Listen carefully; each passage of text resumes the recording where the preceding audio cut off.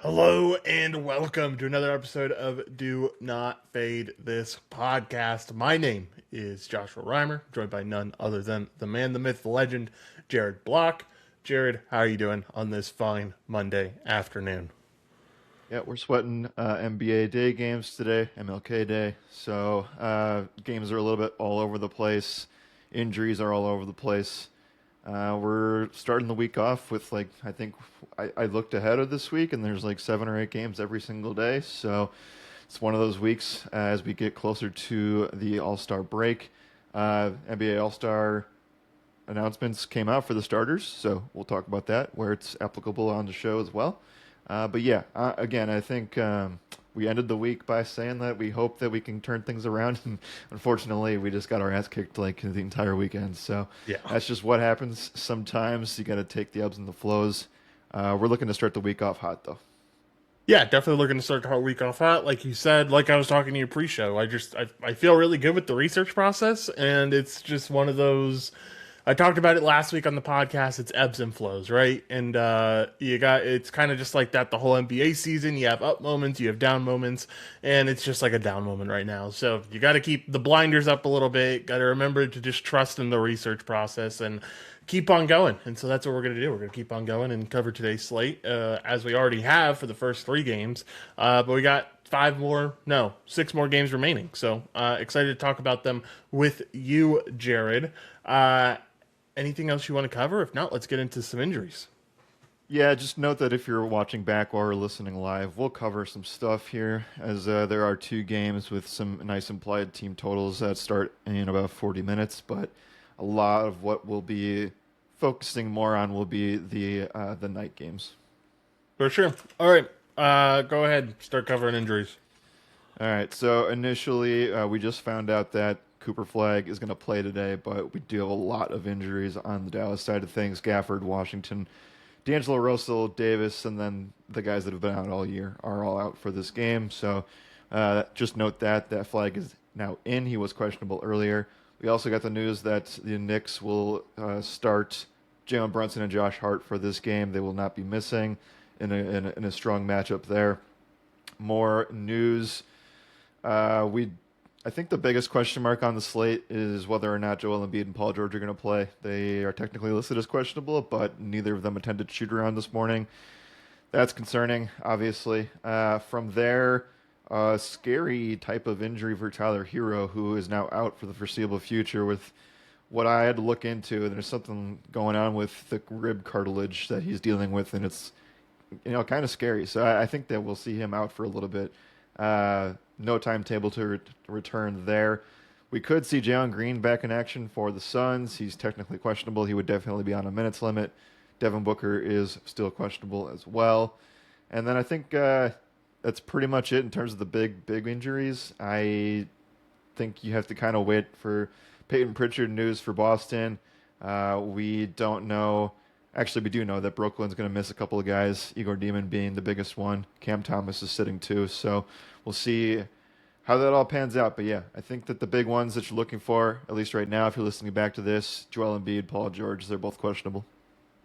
Yeah, I think Pritchard got ruled available at some point. I at least Okay. don't see a tag on him right now. Correct me if I'm wrong. I could be. But no tag on Pritchard, which is very interesting. And yeah, I think you covered everything else pretty well. Feels like we're not waiting on a whole lot outside of this Devin Booker news for injuries today. And the Joel Embiid and Paul George stuff, obviously.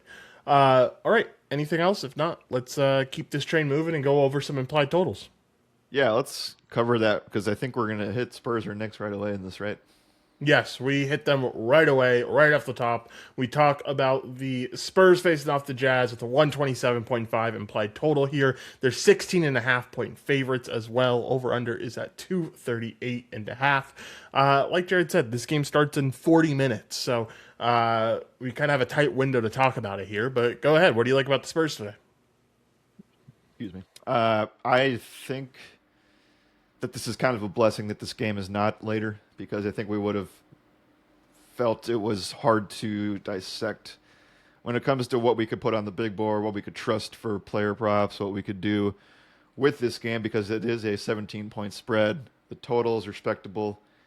But man, I just don't know like how good I feel about anything coming to fruition. You can name that a lot of guys are in really good spots.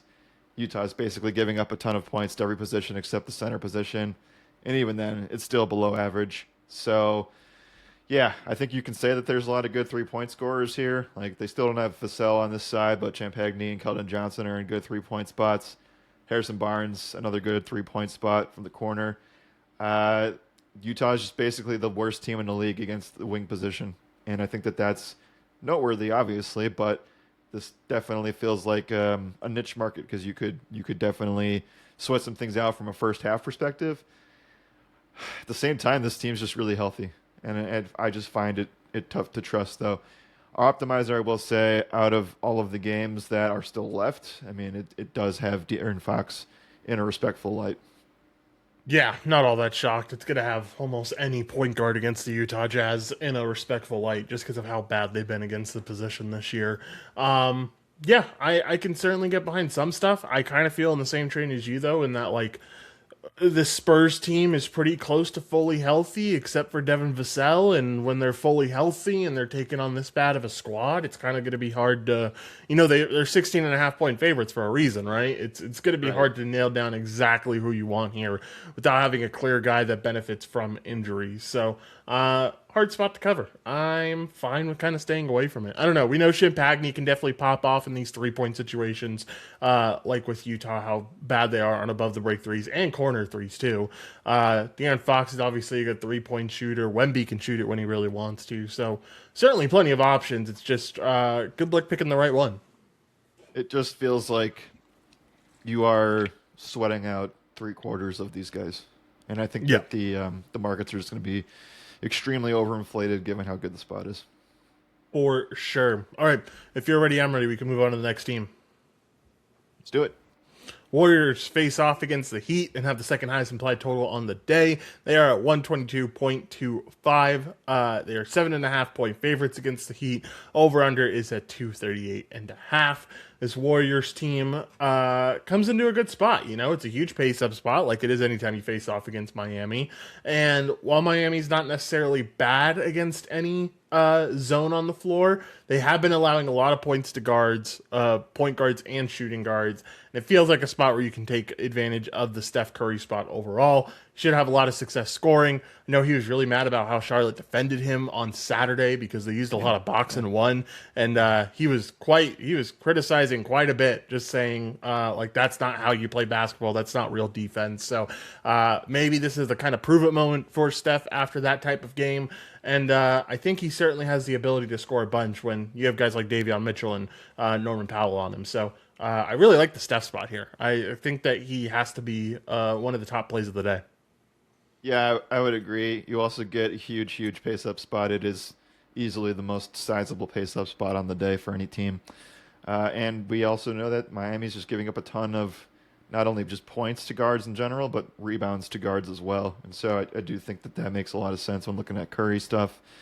From there, you can make the case that they're down a couple of bodies too. So maybe we take a look at Podzimski a little bit closer. Yeah, could definitely take a look at Pods potentially. I think he's projected to get around like that 25-minute mark. So definitely wouldn't be a bad spot for him. I don't think it'd be a bad spot for Moses Moody either. We've certainly seen him show up in some spots this year. And we've seen him be a 3-point shooter, which is something that can really benefit here. He's taken a combined 23 over the last 3 games, Jared. So, not doing a lot when he's on the floor, but when he is on the floor, he is shooting the ball at least a good chunk. So, something to keep in mind at the very least. All right. Anything else here? If not, we can move on to the third highest implied team total. We've already seen this before, so I'll just reiterate it and say we did see Jimmy Butler play against the Heat in Miami back in March of the last year. Did not play well, though. Again, it was like a back end of March game, and I don't know really how much he was trying in that one. So, No. yeah, I think the narrative is still real. Any other things we can say about this? It's not like a great matchup on paper. Yeah, it's not. The thing is that the Heat struggle so much with paint scoring, and Jimmy is doing a good job at being like the paint scoring guy for this team. I forget the exact number that's in the rundown. It's somewhere like 12.3 or something per game in the paint. It's restricted area and non-restricted area paint shots combined. So yeah, like he's been a good paint scorer. Heat haven't been bad in the paint, but they also haven't been great. Like I have them 12th ranked for restricted area, 8th ranked for paint, non-restricted areas. So certainly a spot that Jimmy could take advantage of. It's just like this team's very good at, or not very good, but better at guarding front court compared to the back court. Really, where you want to attack the Heat is with point guards and shooting guards, and that makes sense, right? Like Wiggins is a good defender, Bam is a good defender, Pele Larson they kind of only have in there for 3-and-D stuff. Davion Mitchell and Norman Powell are weak spots in this defense, so I'll rely on Curry and Moody here. Also, note that Steph got declared an All-Star starter. There you go. Yeah, I guess we do have to start talking about that at least soon. At least snubs are right around Yeah, the corner once reserves it's not get going to talked about. be a thing today, but the big headline is that Anthony Edwards got snubbed to starter spot, and technically he has had a better season than Steph, at least. But when it came to the fan voting stuff, he got edged out by Wemby, who is starting. Yeah, makes sense. All right. If you're ready, I'm ready. We can move on to another game. Yeah, is it the Knicks? It is the Knicks. Let's talk about them. They're at 121.5 right now, 11.5 point favorites. Over unders at 231.5. Again, just like the Spurs, this game starts in, well, now 33 minutes. So shortly coming up. But give me your thoughts on the Knicks here. Yeah, as of this morning, like we covered in injuries, we didn't know if Brunson or Hart were playing. They are. So this is as close to full strength as the Knicks have been in quite some time. I think that makes us give a little bit of a dock to OG Anunoby, who has played well without Hart, though I'm curious to see how it'll continue. We've talked about the Knicks in the past week about just the fact that they're kind of like their main players are slumping right now. Jalen Brunson has fallen under 28 points in 5 straight games. He's dealt with that foot injury. Cat's been all over the place from a scoring angle, not as reliable. But I ended the rundown today by saying I'm not super concerned. Like, I don't think this is necessarily like a smash Brunson spot, but what I do think it is a smash Karl Anthony Towns spot, given all the injuries to Dallas, and I don't think that anybody can match up well against Cat here. I know that we have the narrative for Brunson. Think that this is way more of a in Dallas type of narrative than it is at home in New York. So I'll take, I guess, you can kind of talk yourself into that if you'd like to, but I think that at the end of the day, this is just a really, really good Karl Anthony Towns spot. We know that the Mavs are allowing the fifth most points to centers over their last 7 games, and all of the zones that Dallas is struggling in, I think one of Jalen or Cat is just extremely dominant in. So, yeah, that's where I'll leave it off. Cat, really good spot there. Yeah, I mean, centers against Dallas, just going to be a hammer until AD gets back or until this team does something with the center position, especially with Dwight down Yeah, there. Like, it's going to they're be doing really like bad with Powell. they're doing hardship stuff now with Yeah. big men in Dallas, so it's gonna get bad. Yeah, like it's Powell and then the backup. I don't even, is it? Is it Robinson Mo- Earl? I know he signed recently I somewhere. know he signed, but he's not projected to play today. Might be Musa Cisse? Cisse? Yeah, Yeah, that's what I yeah. think it is. Still not good. So No, not good at all. And even Dwight Powell having starting minutes means you got a big issue at the center position. I will say that, like, I think it's probably going to be a Cat and Brunson show here. Like, I like the Brunson upside. I like that Brunson's a driving guard and he can really take advantage of that. He does shoot above the break threes, which usually don't fare well against the Mavs. But with the narrative, with him having the 10th most drives in the NBA over the whole season, I find it hard not to buy into Brunson at least a little bit. I think both can dominate here pretty easily. yeah, for sure. Like if you're gonna play them in the same game parlay, I think that obviously you take those two guys and you figure it out. I guess with the Dallas stuff. I think that for if you're gonna do that, the above the break 3 scorers for Dallas can do well here. Christie, Thompson. That's kind of it. For sure. All right. Anything else here, Jared? If not, let's move over to hottest shooters. Let's keep going. Let's move over and keep it going and go over to hottest shooters, Jared. I'll let you start. Where do you want to go? Where I'd like to start, I'm trying not to cover games that already happened today. I do think you had some hot shooters early on in the day. Let's see. I think what I wanted to do. I think what I want to do is just talk about Michael Porter Jr. and how that's going to affect things with all these guys out. Like he's already going to take a ton of shots, and I think that today is a game he could take 20 plus field goal attempts, if not 25. And you have no Cam Thomas, no Demon, and no Deron Sharp, who I did not include earlier, and that does matter. So with that said, he scored 26 points in 7 of the past 10. He's had 4 plus threes in 8 of the past 10. He's been one of the since January 1st, like been a top 3 above the break scorer. We've talked about him a lot. He's been a wagon this year, and I hope that he goes somewhere. If he ends up getting traded, though, I've heard that they've been kind of like reserved on trading him. We'll see how it goes, but I hope he goes somewhere and can actually shoot threes and take a bunch of shots. Yeah, I almost don't want him to go anywhere. I kind of want him to Kinda, stay yeah. on the I Nets, don't to want be him to honest. stay. Yeah, at least for our jobs. Like, I'd much rather him stay because I think it's a lot more fun him being on a team that's not filled with superstars. Because I think his like his two teams that he really fits with are like it's got to be Warriors and Clippers, right? And like neither one of those teams he'll be a focal point at all anymore. So Yeah. I don't know. I don't want him to fall into the same routine that he was in Denver, where he was kind of just a 3-and-D guy that doesn't play defense. So just a 3 guy at the end of the day. We'll end up seeing, though. Certainly interesting stuff there. I'll mention Duncan Robinson here. Has had 4 straight games with 4 plus threes. He has an opportunity to take advantage of that tonight because this is a Boston team that's really struggling with above the break threes. They are right there at being the worst team in the NBA on above the break threes, just barely behind the Jazz right now. Like this above the break 3 situation is a real problem for them. Duncan Robinson's almost the only guy that can take advantage of it here for the Pistons. They just don't have a lot of guys who specialize in above the break 3 shooting. So Duncan Robinson has been red hot. Like I said, 4 plus 3-pointers made in each of the last 4 games. Hoping he holds it here against Boston. He was on my list. I think there's a couple of more guys that we can talk about here. Number 1, Anthony Simons, and I guess I'll mention Sam Hauser in the same light. Like Simons has just been a guy that has taken this next step for Boston, where I think he was kind of just in a backseat role, getting used to this new system that he has been in.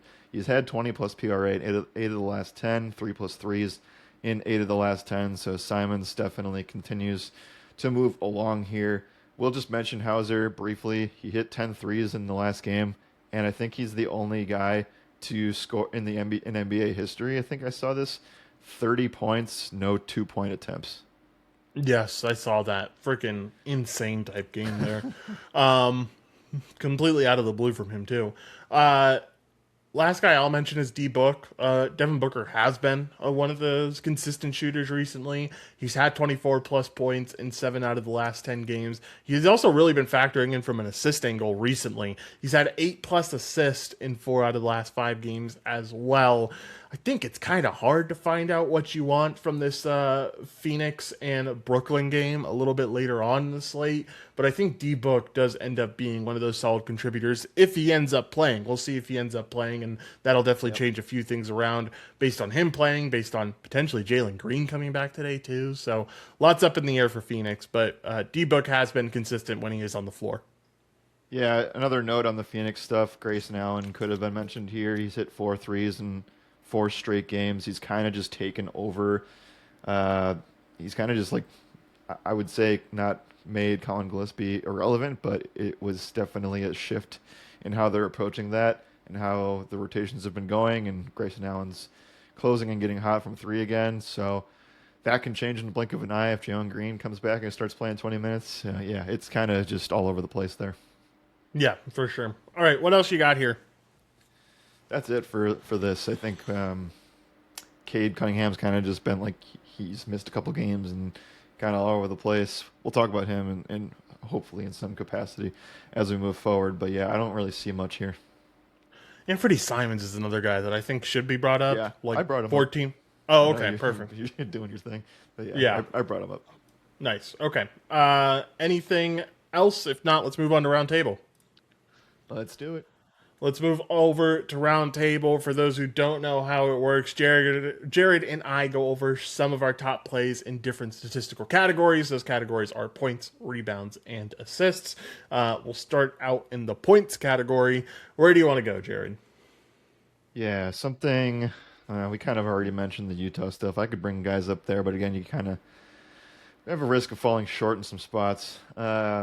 What I do want to focus on, though, I hate this play from a rebounding standpoint, but I think it's okay from a point standpoint. I think one of the only ways that Detroit can win in this game, not only is the Robinson stuff, but I do think this is a nice scoring spot for Jalen Duren.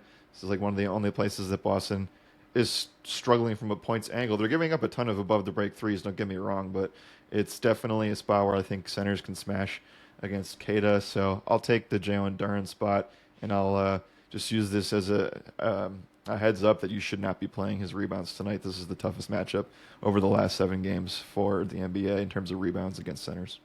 Yep, can certainly get behind that. I'm going over to this Phoenix team and mentioning Mark Williams here. It's a really good spot when it comes to restricted area scoring against the Nets. They're a bottom 10 team. Mark Williams is really the only guy scoring restricted area stuff. Devin Booker is getting a lot of drive numbers, but a lot of his shots are coming in the paint outside of the restricted area. So Williams is kind of the guy right now, and we've seen his scoring get a little bit of an uptick recently. I like the spot. I like the upside that he has today. So give me Mark Williams here. All right. For rebounds, I think this could be something where I'm going to try to make a case for it. We'll go back and forth and see if we can make a stronger case. Maybe later, maybe we use them in our Two Minds segment. But I do think this is an all-around really strong spot for Aaron Nesmith against the 76ers. They've just been really, really bad against shooting guards, and I know he's not technically a traditional shooting guard, but he's taking. We'll get into this more probably because I think I'll cover it again. But he is taking one of the heaviest clips of above the break stuff, as well as Philly's just not allowing a lot of points or rebounds to any other position except shooting guards. So, given all the injuries to the Pacers, I think that he's one of the guys that you got to lean into there. Yeah, I can certainly get behind that. I'm going to go over to this Warriors Heat game and really believe in this spot for Bam. Rebounds and assists here look really good just because DVP wise, this Warriors team has been so bad with rebounds and assists against the center position. I think Ware probably fits into this category too, technically, because he's playing so much center right now. But I really want to focus on this spot for Bam. And I think assist or rebounds plus assists is the good play, but rebounds is where I'll highlight him here. Right. Another quick shout out to, I think this is a really strong rebounding spot for, oh, yeah, Nick Claxton, I was going to mention earlier. Not a good scoring spot necessarily, but it's a really good rebounding spot. And on top of that, he doesn't have any Deron Sharp behind him. For sure. All right, assists. What do you got? The assists, I think, kind of go all over the place, but one really strong one is going to be this Cade Cunningham spot. We know that Boston's allowed the most assists to point guards on the year. It's the same over the last 7 games. I know he's had 2 games since he's kind of come back from the injury, and one was a really good assist game, and one was like a mediocre assist game. We'll say that last game they got smashed, so I think, or other way around. They blew the game. Let's see, sorry, 21 games against Indy, or 21 minutes against Indy, and he only played. Didn't even play in the fourth quarter. So I think that you can kind of just cross that game off, and he still has one of the best assist spots on the card, and any time he can play 30-plus minutes. Yeah, can certainly get behind that. I like this Devin Booker spot. We know that the Nets have been giving up a lot of assists to the point guard position. As long as D-Book does end up playing, it's kind of a spot against Brooklyn where like not a single guy is going to end up tearing apart this defense. They're kind of mediocre against a bunch of positions when it comes to scoring.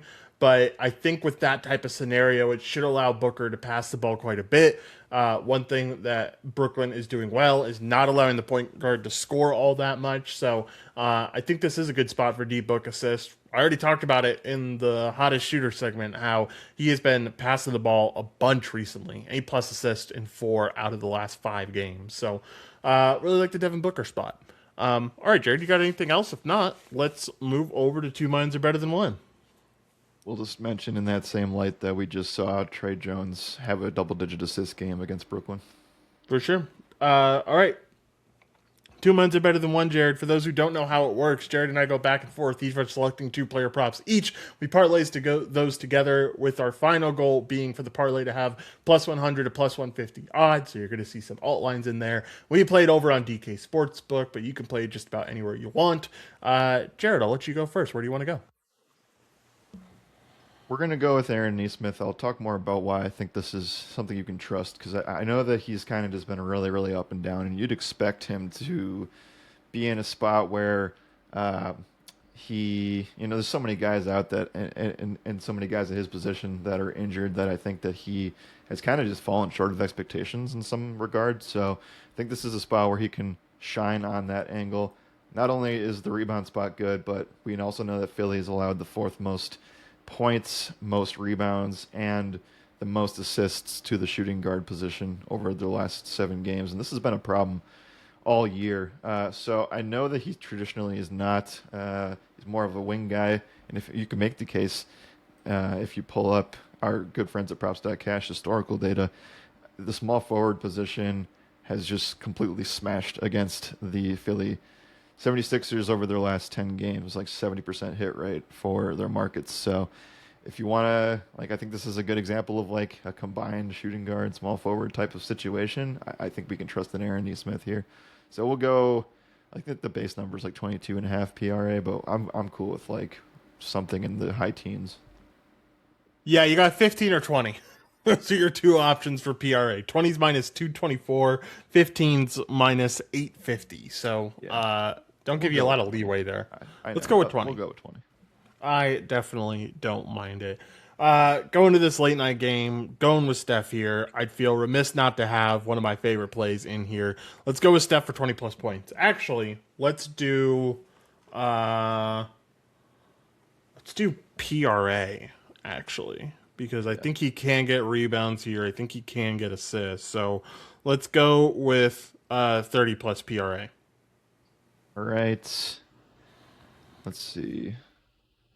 Why don't we just make life easy and go with Cade Cunningham assists here? I do think we get a full workload from him this time around. It's probably a good spot to grab 8 in an alt parlay situation, though I do think he's got definitely double-digit upside here. Yeah, let's go with 7 just because we're already close to our plus 150 mark as is. I will go with... I don't know where I want to go here. It's kind of tough because I don't feel like we can really use these 5 p.m. games. So we're kind of sticking to just these last 4 games. And I mean, there's good options for sure. We talked about them a lot. But okay, I'm going to go to this Mark Williams spot. I do like his upside today scoring-wise, especially with how bad the Nets have been in the restricted area. We're going to go with 6 plus, and it's big. It's minus 990, but I think you kind of need to take safer plays when you take Mark Williams, Nick Claxton, those guys in the world that are kind of somewhat unreliable. I'd rather take a safer play, especially because we have plenty of other solid plays in here. So altogether, we have Aaron Neesmith for 20 plus PRA, Steph Curry for 30 plus PRA, Cade Cunningham for 7 plus assists, and Mark Williams for 6 plus points. Altogether gets you at plus 125, Jared. All right, Jared, let's get out of here. Final thoughts. What do you got? Keep an eye on the statuses of Embiid and Paul George. That significantly changes things. If they're out, I think this is a nice spot for, trends-wise, Dominic Barlow stood out as a guy that was playing really well without those guys. BJ Edgecombe got a huge bump as well. And obviously Maxey would, go ballistic in this scenario. So with that said, from there, this just feels like one of those days where the night slate's rather thin, just given the fact that San Antonio could just win by 25 and you don't see those guys in the fourth quarter. Really weird day of scheduling, as is always with MLK days. So we've had a lot of good spots already occur before the podcast and almost, here in the next 15, 20 minutes. So it does feel weird in terms of the MLB stuff. We'll just note that we just got an alert right now that Draymond Green is downgraded to questionable today. He was probable. So this late in the day, I don't think that's trending in the right direction. Yeah, definitely not trending in the right direction. We'll have to see where that ends up going later on. But yeah, like you said, a little bit tough on this 4 game late night slate. This games that happen after 7 p.m. You do feel somewhat limited. You do feel like some of the best plays have already taken place. So keep that in mind if you're just becoming, if you've been working up today and you're just coming in and you think this is the normal NBA slate. I would say like you don't have to fully wait, but like you definitely don't have to go all in on today. Definitely have better days tomorrow and all that. So keep that in mind. All right, Jared, you got anything else? Anything you want to talk about sports wise that happened over the weekend? Uh, all favorites won in the NFL. Not really surprising from that angle. I We're gonna be, you and I are probably on the opposite ends of the Josh Allen spectrum. I've always Yes, kind of we had are. his back, and I know that is definitely not the popular take today. So, No. yeah, I don't know. I'm a Josh. The Bills are my AFC team, and they managed to find a way to always replicate whatever the Packers do in terms of insane emotional losses. So, yeah, that one stings. No real additional thoughts for me. Like the NFL's been, like I was saying to you pre-show, uh, the parody of this season has been insane, and it's only fitting that we have a spot where the Rams and the Seahawks are facing each other in Seattle, and the winner goes to play in San Francisco, which is just Yeah. fitting, right? So, Yeah. um, yeah, weird year. I think that. Give me your thoughts on the Allen stuff, and we still have to talk about national championship stuff too.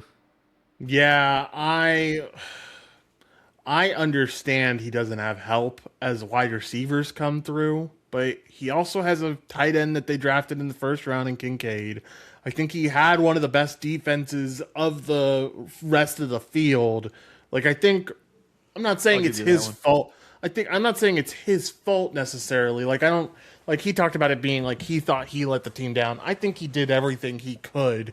I just think like he's just like he's a mistake prone all-star quarterback that can do everything that you want, but that mistake at the end of the first half that he made was pretty drastic. Like that definitely tilted the game against Denver. I guess it's also a play calling thing too, though. So take that for what it's worth.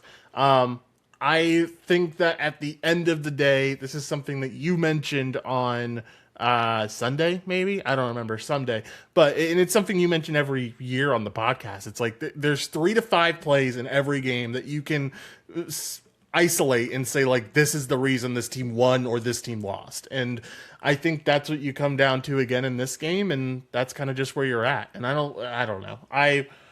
I think he has a good team around him. I think this front office, the Bills front office, kind of built this team as like, okay, we have Allen to kind of captain the offense. Let's build a really, really solid defense for him and hope that helps. And that's kind of probably the right mindset, right? Like when you have Mahomes and Lamar that you're going up against these other all-star QBs, they're not in the field this year, but like if this front office was preparing for that, then I think you'd rather build these all-star defenses to try to handle those guys rather than give your guy and Josh Allen more help just to make these games shootouts. Because we've already seen the shootout route. It doesn't end up working for him. So Yeah.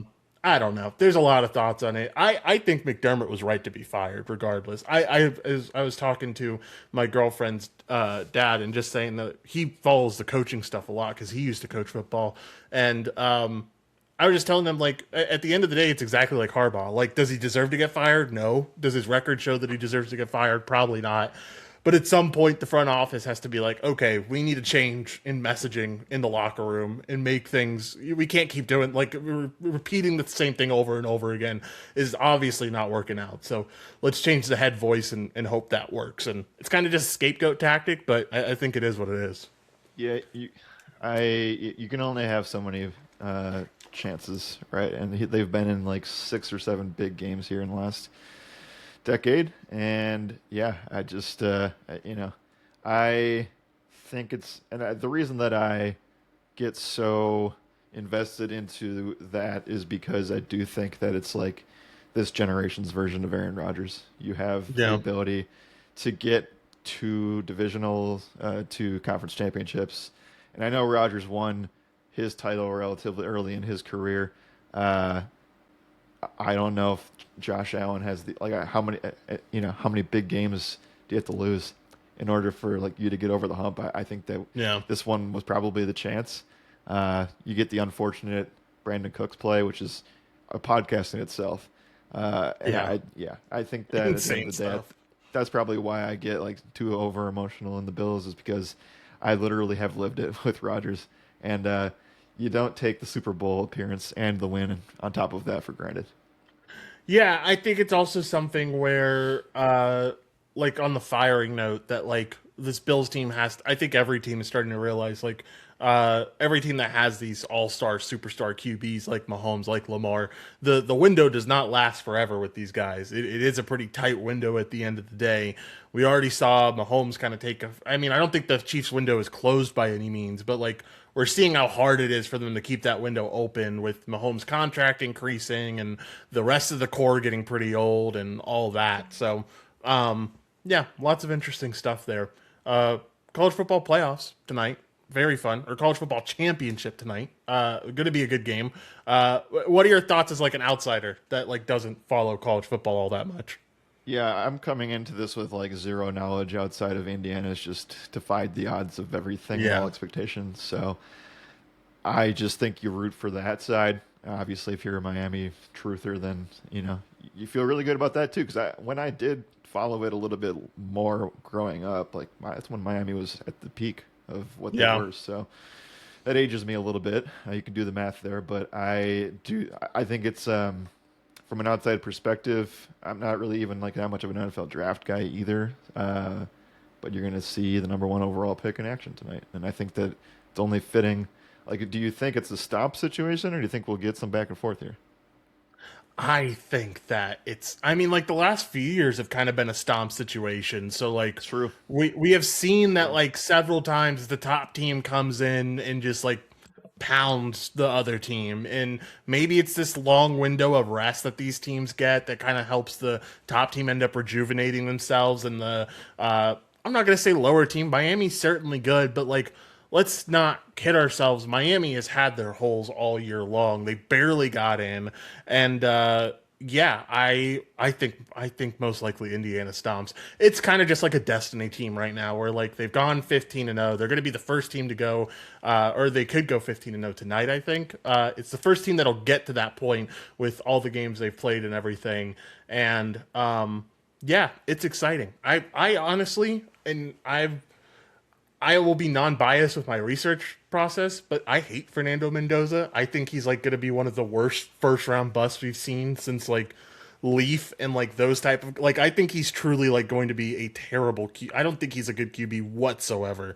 So I'm certainly interested to see how he performs tonight. He's got a lot of weapons around him, so it definitely helps elevate. That defense is something else. This is going to be one of the best college football defenses we've seen in quite some time from Indiana. So yeah, all around a really good team. And I think the only reason why it's 7.5 and not like 13.5 for the spread is because it's being played in Miami. So in Hard Rock, that's a big factor.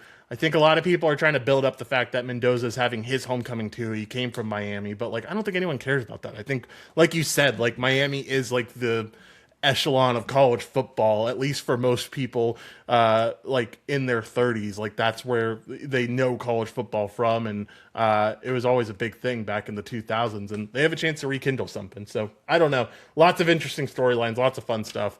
I'll definitely have content out for members. I have not done it yet, but I'm going to do my research process and do the rundown and everything. But yeah, excited for tonight. It's definitely going to be a good game. Either way, either we get to see Indiana complete it all, or we get to see Miami maybe hold tight with them being at home. Like I said, I'm thinking stomp at least off the gate, but we'll see. It should be a fun one. How many points do you think Miami has to score to cover? Uh, if they score 21 points, I bet they end up covering. I bet they end up getting there cuz like Indiana's not like an imposing offense, and the way that they get the job really done is through the run game. So like I think it could end up being 28-21, and you see Miami cover plus 7.5 there. Uh I I really hope it's not like a stomp. Like I know I am indicating it, but like I hope we get to see some good college football championship playoffs here, compared to the last few years where it's just been like a utter disaster for the underdog. I saw something over. This has nothing to do with either team, but I saw something over the weekend that said that early 2000s Florida Gators team, they have like over 35 players on that team are convicted. I've seen that. I've seen that before. Yeah. So, Um, very fun stuff there. All right, you got anything else? If not, let's get out of here, man. uh, fun fact. This is according to Bet Labs Sports. Signetti as a favorite of more than 8.5 is 8-0 against the spread with an average win margin of 27. Yeah, I will say it's a little bit. Well, I guess it's not that. I mean, Signetti's just a dog. But Signetti's gonna be this generation's Saban, and enjoy him while he's enjoyable. Because in like 2 to 3 years, you're gonna be like, God, this guy's here again. Like, are you kidding me?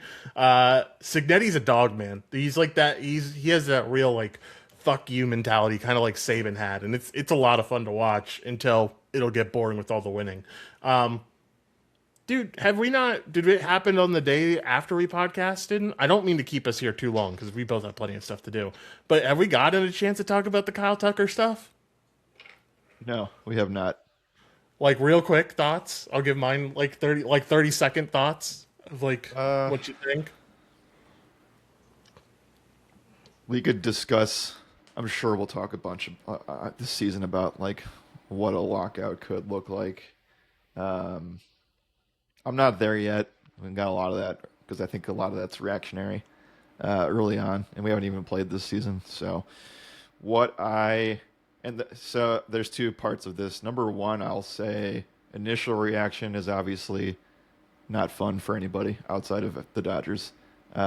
That's the easy one, and I think that we're just gonna have to see how that looks in their lineup and where he fits in and how often and who moves where and all that other stuff. That'll sort itself out.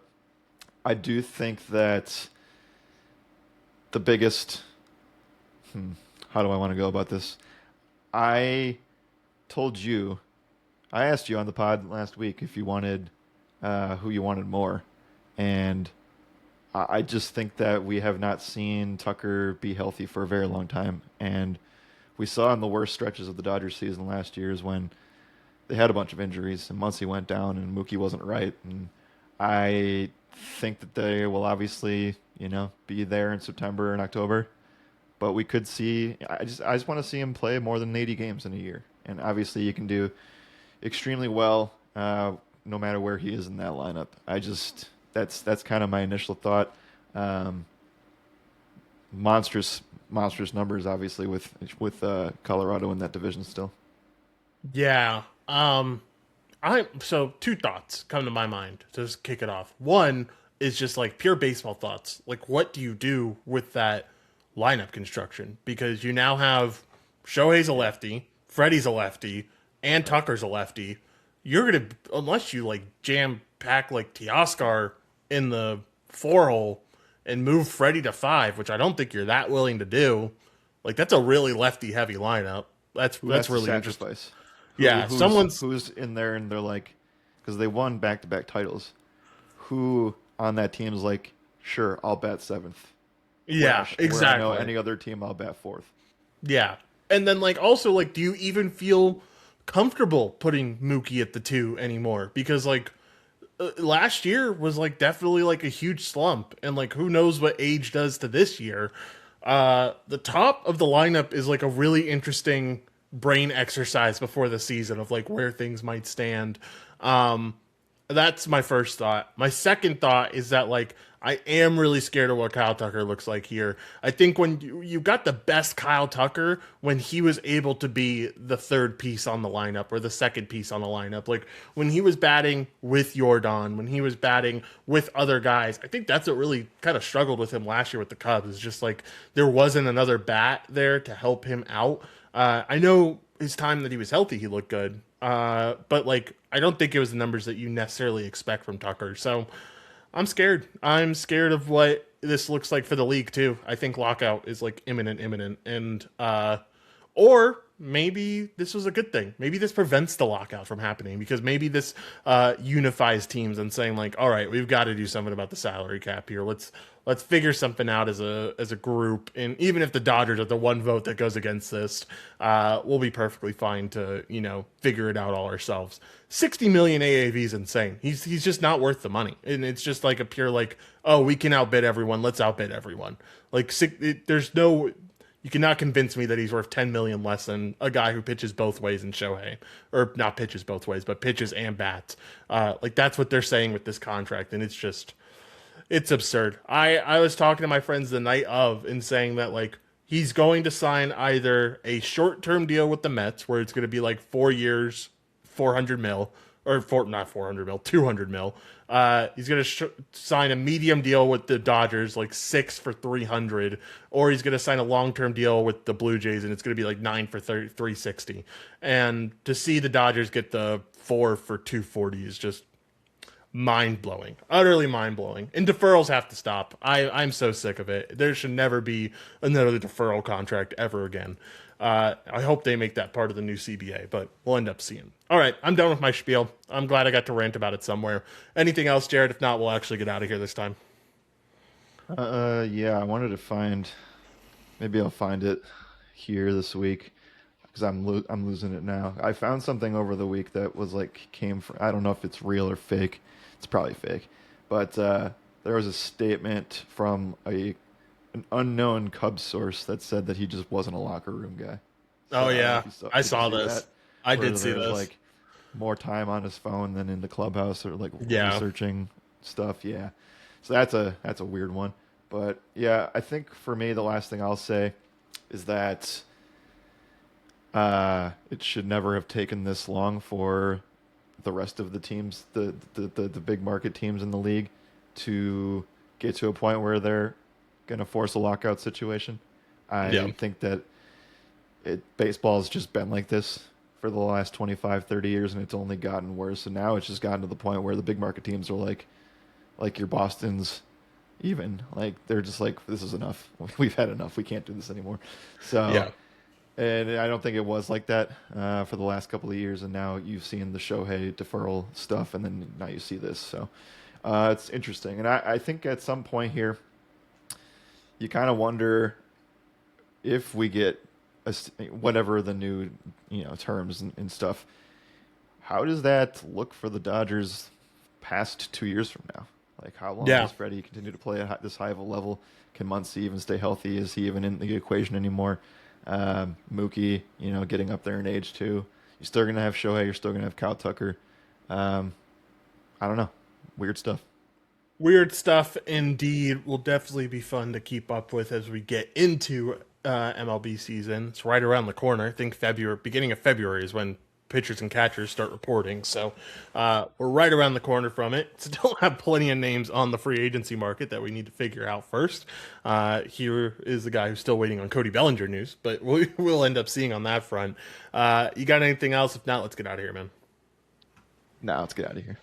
All right. Thank y'all for listening. As always, my name is Joshua Reimer, and we will see y'all tomorrow.